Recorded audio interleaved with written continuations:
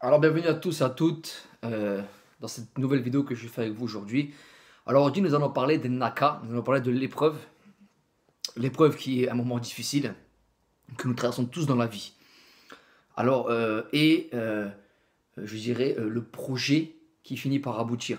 Que faut-il faire pour aboutir au projet dont vous désirez, tout en sachant que l'épreuve est douloureuse, l'épreuve est longue.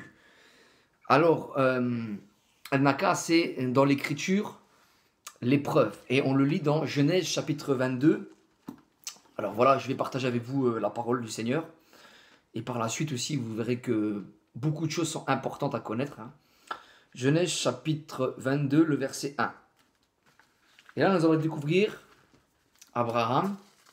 Donc, Genèse chapitre 22, verset 1. Il écrit « Après ces choses, donc Dieu le Tout-Puissant mit Abraham à l'épreuve, le Naka. Et il lui dit, Abraham, et il répondit, me voici. Dieu dit, prends ton fils, ton unique, celui que tu aimes, Isaac, va-t'en au pays de Moria et offre-le en holocauste sur les montagnes, je te dirai, etc., etc. Par la suite, on découvre que, Abraham a été jusqu'au bout, jusqu'à l'obéissance de cette épreuve. Mais Dieu Tout-Puissant ne l'a pas permis qu'il donne dans l'holocauste son fils. Donc c'était une épreuve, c'était une naka qu'il a je dirais, fait jusqu'à ce lieu. Et vous savez, des fois, le Créateur nous met dans des situations aussi pour voir à quel point nous sommes obéissants ou pas, si nous voulons réellement aller vers lui, si nous voulons réellement lui obéir. Et là, je parle pour moi le premier aussi. Parce que vous savez, on a tous des épreuves. Naka, on est tous concernés.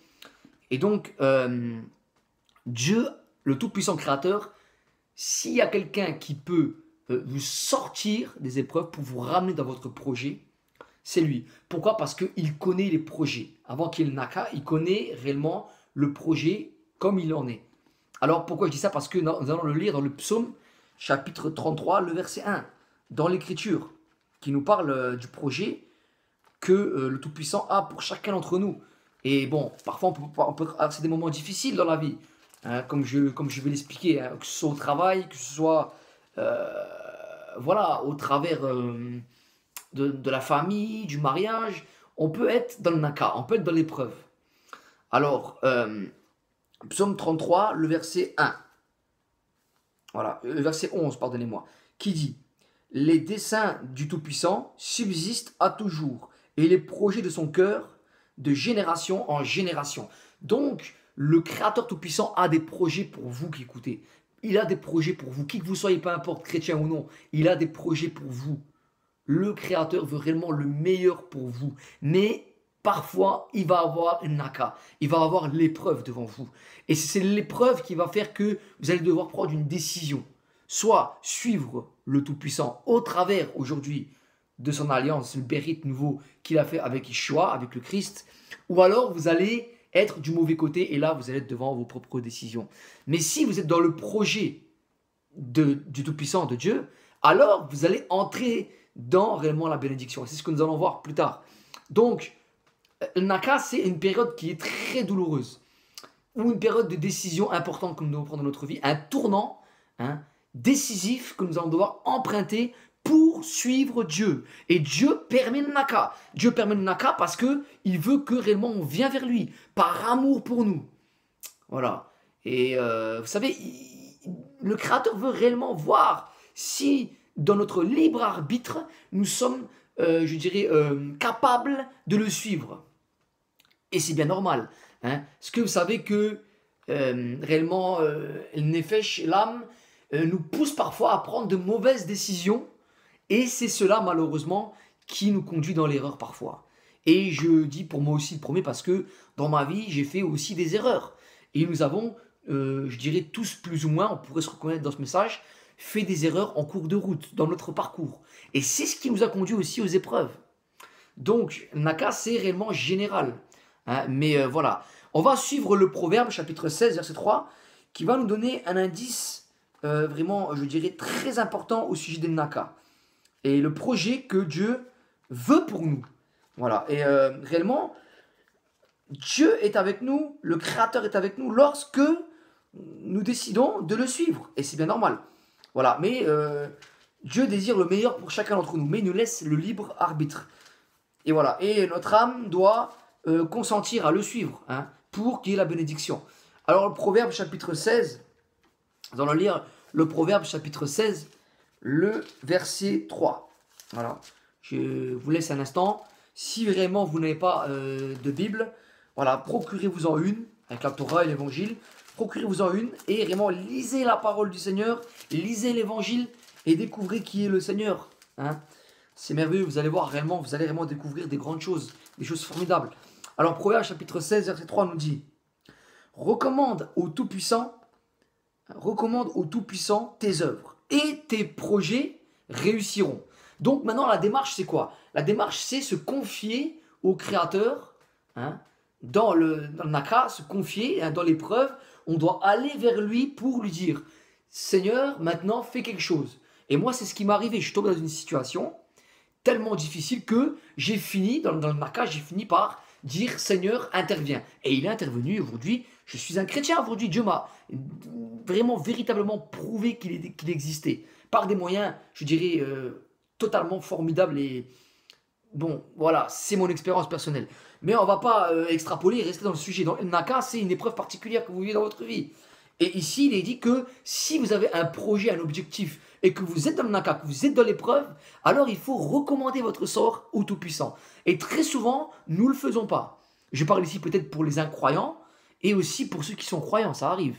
Non, on ne se confie pas au Tout-Puissant pour lui dire nos projets, pour lui dire ce qu'on veut faire, pour lui dire le Naka qu'on a, pour lui expliquer notre besoin que nous avons dans notre vie, tout simplement. Alors, vous savez, il y a plusieurs formes de Naka, plusieurs formes d'épreuves. La première que j'aimerais réellement aborder, bon, en concerne les projets. Alors, les projets. On a bien sûr le travail et les disputes familiales. On a les disputes de couple. C'est une forme de Naka, je dirais, qui nous conduit parfois dans de drôles de situations, vous savez. Et des fois aussi, l'âme, le nefesh, il nous fait vivre des choses que malheureusement, ça ne devrait pas être. Mais on s'emporte facilement, etc. Alors, que nous dit l'Écriture sur le mariage? Sur le mariage, premièrement, parce que c'est l'un des sujets dans lequel beaucoup s'y retrouveront au sujet du Naka, au sujet de l'épreuve. Alors, nous allons lire 1 Corinthiens chapitre 7, donc le verset 28 pour commencer, dans les épîtres qui sont très importantes et qui nous révèlent un certain aspect des Naka, de l'épreuve. Donc 1 Corinthiens chapitre 7, voilà, vraiment un partage dans la parole du Seigneur et aussi dans l'écriture, hein, de l'évangile et donc le Nouveau Testament, dans la Bessora. Donc 1 Corinthiens chapitre 7, verset 28, qui nous dit, je vous lis l'écriture: si tu t'es marié, tu n'as point péché. Et donc, comme nous dit l'écriture, si tu t'es marié, tu n'as point péché. Et si la Vierge s'est mariée, elle n'a point péché. Mais ces personnes auront des tribulations dans la chair. Et je voudrais vous les épargner. Voilà ce que Paul l'apôtre nous dit. Il nous dit que, voilà, il voudrait nous épargner le Naka, il voudrait nous épargner les épreuves. Mais lorsque nous rentrons dans le mariage, lorsque nous entrons dans le projet de Dieu, parfois il nous arrive en cours de route d'avoir le Naka, d'avoir les épreuves. Et là, Paul nous parle de cela. Il nous dit que, effectivement, si tu t'es marié, hein, ces personnes auront des tribulations. Donc, les tribulations, ça peut être quoi? On s'emporte, on se dispute, on a des mécompréhensions. Alors là, c'est important parce que le dialogue doit rentrer en compte. Hein, là, j'ai un peu ma part, je dirais, entre guillemets, j'ai un peu ma part, entre guillemets, si je puis dire, de psychologue pour couple, mais bon, je ne vais pas rentrer dans l'extrapolation, je vais juste rester dans le sujet. El Naka aussi peut se traduire dans les disputes de couple. Et on sont tous concernés, nous qui sommes mariés. Et réellement, si vous êtes en concubinage, réellement, le Créateur vous invite à vous mettre en règle dans l'union sacrée du mariage. Genèse 24 nous dit que l'homme quittera son père et sa mère et s'attachera à sa femme, et les deux ne deviendront qu'une seule chair. Et le Seigneur nous rajoute que l'homme ne sépare pas ce que Dieu a joint. Donc c'est important de prendre cette considération. de déjà, premièrement, se mettre en règle. Sinon, El Naka, elle sera là. Sinon, l'épreuve sera là. Parce que le Tout-Puissant va vouloir que vous rentriez dans cette bénédiction du mariage. Et si vous ne le faites pas, alors vous êtes libre de vous séparer. Mais réfléchissez bien avant de le faire. Parce qu'il y a des tribulations. C'est ce que dit l'Écriture. Là, c'est la première forme d'une Naka. C'est la première forme de l'épreuve dans la vie de tous les jours, si je puis dire.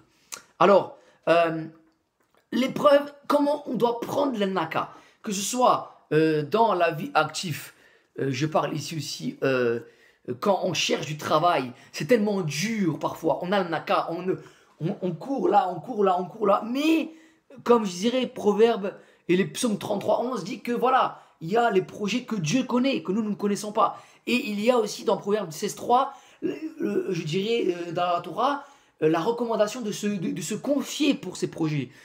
Pour pas justement, je dirais, rester dans le naka, rester dans l'épreuve.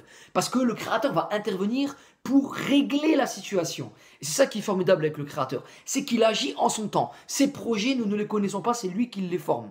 Mais il faut, je dirais, nous confier en lui pour sortir du naka, ou pour éviter justement le naka. Parce que Dieu va nous montrer réellement la directive, Dieu va nous montrer le chemin, la position que nous devons prendre pour ne pas entrer trop longtemps ou pour ne pas, je dirais, rester dans le naka. Alors, voilà, c'est ce que nous dit Proverbe 16.3. Confions-nous, que ce soit dans le travail, que ce soit dans les couples, hein, confions-nous toujours et ayons un dialogue avec le Tout-Puissant. Bon, pour la femme aussi, il nous faut dialoguer avec elle.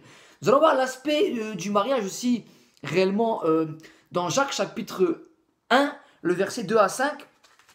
L'apôtre Jacques, dans son épître, nous donne je dirais, un très très bon exemple en ce qui concerne réellement El Naka. Alors, Jacques chapitre 1, verset 2 à 5, qui nous dit: mes frères et mes sœurs, regardez comme un sujet de joie complète les diverses épreuves, le Naka, auxquelles vous pouvez être exposés, sachant que l'épreuve de votre foi produit la patience. Mais il faut que la patience accomplisse parfaitement son œuvre, nous dit Jacques, hein, afin que vous soyez parfaits et accomplis sans faillir en rien. Donc c'est assez subtil. Si quelqu'un d'entre vous manque de sagesse, qu'il la demande à Dieu, qui donne à tout simplement et sans reproche, et elle lui sera donnée. Ainsi soit-il. Vous voyez ici que dans le naka, il faut nous confier. Et il faut prendre le naka comme nous dit Jacques ici, un sujet de joie. Je sais que ça peut paraître compliqué. Je parle ici pour les croyants. Pour ceux qui ne sont pas encore engagés dans le Seigneur, réellement, pensez maintenant, après avoir regardé ce message, à vous confier en Dieu. Et vous allez voir que les choses progressivement vont se débloquer, que Dieu va mettre des directives pour que votre projet arrive en bien. Et ça va être un témoignage pour vous. Et Dieu va peut-être se révéler à vous d'une façon spectaculaire, comme moi. Donc vraiment, voyez ici l'accomplissement parfait de son œuvre, nous dit Jacques. Parce qu'il faut que la patience...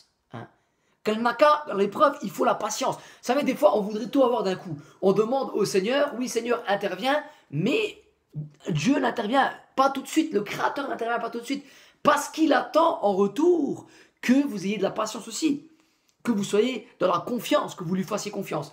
Et ça fait partie du naka aussi. Ça fait partie de l'épreuve. Si on n'a pas la patience, on va retomber dans le naka. On va je dirais, rétrograder en arrière.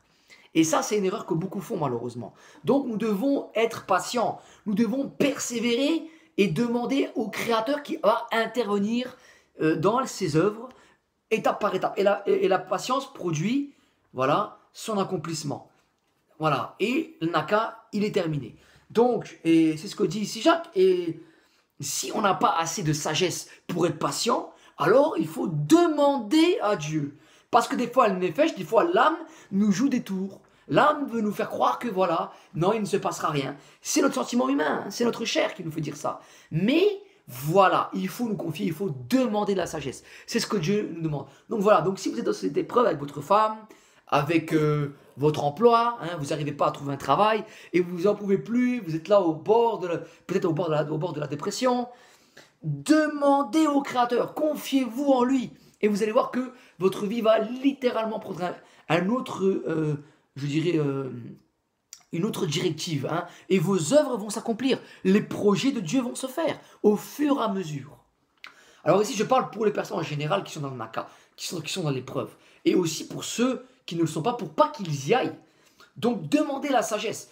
Donc, pour le travail, ou quelque situation sociale qu'elle soit dans l'épreuve, dans le naka, il faut nous confier, comme je l'ai dit, il faut confier ses projets. Alors, maintenant, nous allons rester aussi dans le mariage, qui est très important. Nous allons approfondir au sujet du naka, au sujet de l'épreuve, même dans la famille en général. Alors, qu'est-ce qu'il faut? Il faut la sagesse. Nous avons lu ici qu'il faut la sagesse pour sortir d'un naka. Et si nous ne l'avons pas, il faut demander au Créateur qui va nous la donner pour que nous ayons la patience lorsque nous nous confions en lui pour nos projets. Et lui, les projets, il va les faire. Son œuvre va s'accomplir et vous allez être bénis si vous êtes patient. Parce que la patience, elle va accomplir parfaitement son œuvre. Voilà. Mais l'épreuve produit la patience automatiquement. Parce que, voilà, il faut attendre. Donc, vraiment, nous allons poursuivre dans 1 Pierre, chapitre 3, le verset 7, pour approfondir toujours le naka. Oui, parce que des fois, on traverse des moments tellement durs. Et malheureusement, il nous arrive dans la chair de perdre espoir. Alors, c'est humain. Hein, c'est malheureusement humain de perdre l'espoir. Qu'est-ce que nous dit Pierre à ce sujet? 1 Pierre chapitre 3, l'apôtre Pierre dans ses épîtres, le verset 7, toujours dans la Bessora, dans le Nouveau Testament. Il nous a dit quoi? Au sujet ici du mariage. Voilà, il a dit quoi? Marie, montrez à votre tour de la sagesse dans vos rapports avec votre femme, comme avec un sexe plus faible, honorez-la, comme devant, voilà, aussi héritier avec vous de la grâce de la vie. Qu'il en soit ainsi, afin que rien ne vienne faire obstacle à vos prières. Voilà ici ce que nous apprend Pierre. C'est que si nous ne voulons pas qu'il y ait d'obstacles dans notre prière, si nous ne voulons pas que le naka reste, il faut avoir de la sagesse, mes frères et sœurs. Qui que vous soyez, il faut avoir de la sagesse. Il faut se contenir, il faut être patient. Effectivement, des fois, des situations font que, mais en nous confiant, Dieu nous décharge. Alléluia, Dieu nous décharge des naka. Et c'est écrit dans l'Écriture que même le Christ, Yeshua, nous a dit dans l'Évangile. Je cite le passage de Matthieu chapitre 11, versets 28 et 29. Venez à moi, vous tous qui êtes dans le naka, qui êtes fatigués, chargés, qui êtes dans l'épreuve, et je vous donnerai du repos. Voilà ce que nous dit le Seigneur. Pour ceux qui sont dans le naka, pour ceux qui sont dans l'épreuve, le Seigneur vous donne du repos. Le Seigneur va bénir au projet et va ouvrir dans son œuvre des objectifs qui vont s'accomplir. Alors réellement, soyez attentifs lorsque vous allez prier, ensuite par la suite, et réellement soyez patients à ce que Dieu puisse faire correctement son œuvre dans vos projets. Alors bien sûr, voilà, ici il est recommandé aux mariés d'avoir de la sagesse. Et j'ai lu tout à l'heure dans Jacques, bien sûr, dans 1 Corinthiens 7, 28, qu'il faut demander, même dans les proverbes, il faut demander la sagesse.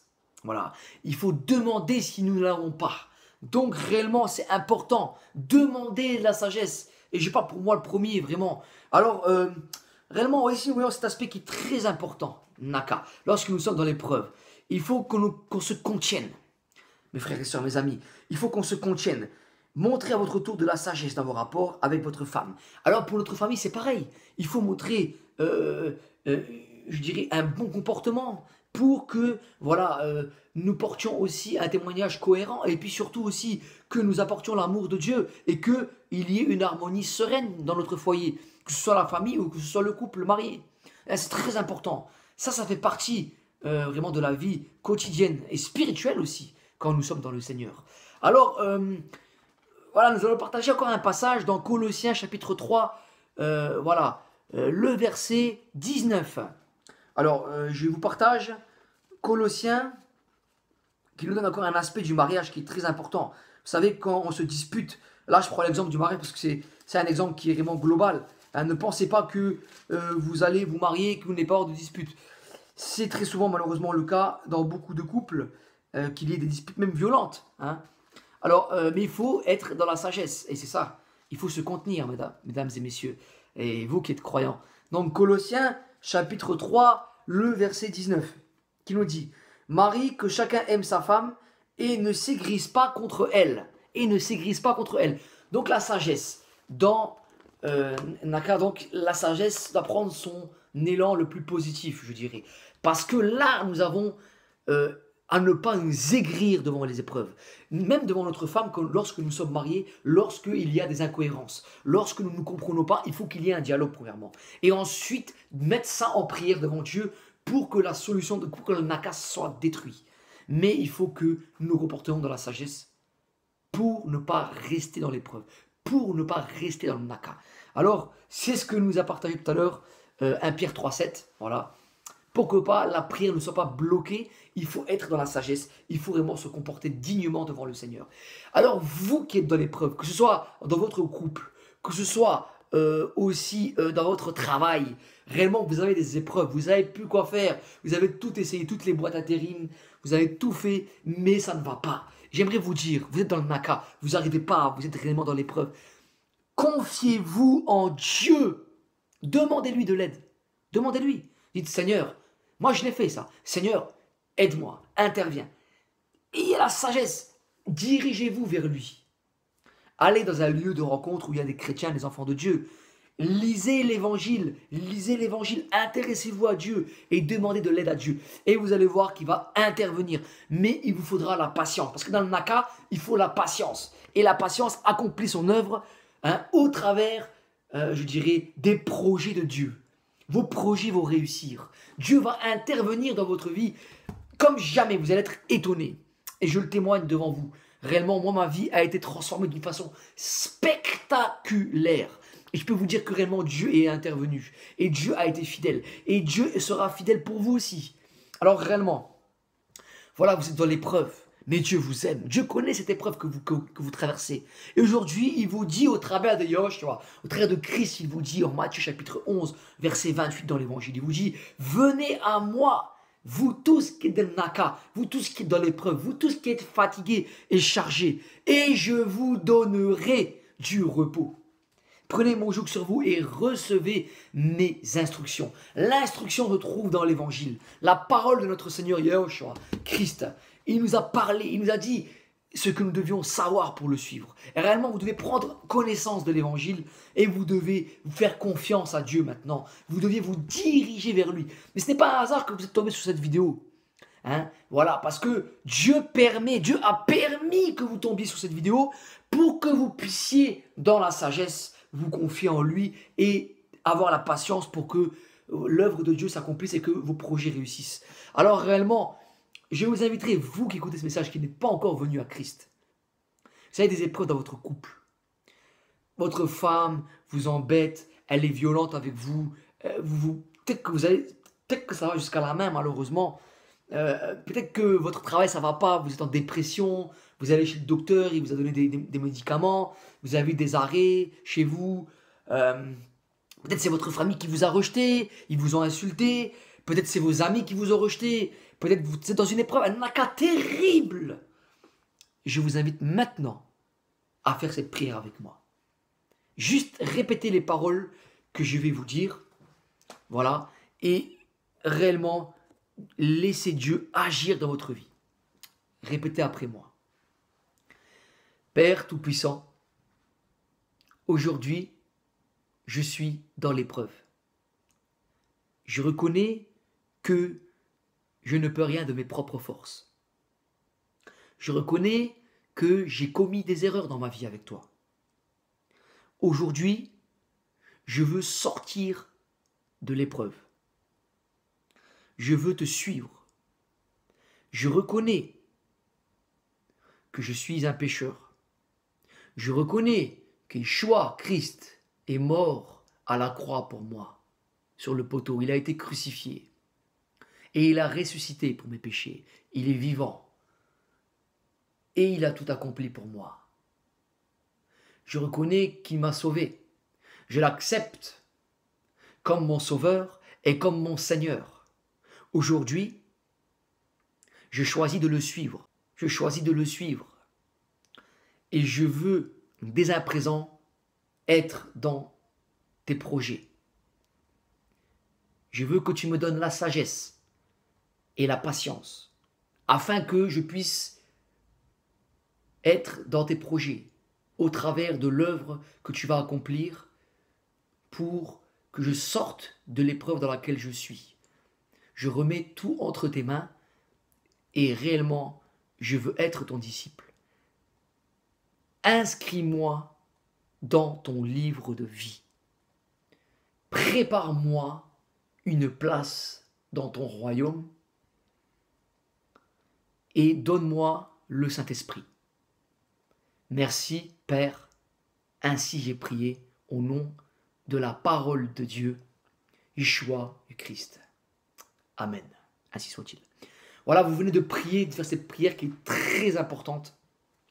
Maintenant, Dieu va vous conduire pour sortir de Naka, pour sortir de l'épreuve, et il va vous donner la victoire, il va vous donner les directives pour que vous puissiez réellement le suivre et venir à lui. Alors, sans tarder, dès à présent, je vous conseille d'aller dans une communauté d'enfants de Dieu, dans une maison, dans un lieu où les chrétiens se réunissent réellement, de vous engager dans l'eau du baptême, voilà, réellement dans la consécration, hein, et aussi de lire l'écriture, de vous procurer une Bible. Voilà, réellement, je vous dis merci d'avoir regardé cette vidéo et sortez des nakas, sortez de l'épreuve avec le Seigneur, vous allez avoir la victoire et vos projets réussiront. Voilà, merci beaucoup et à bientôt.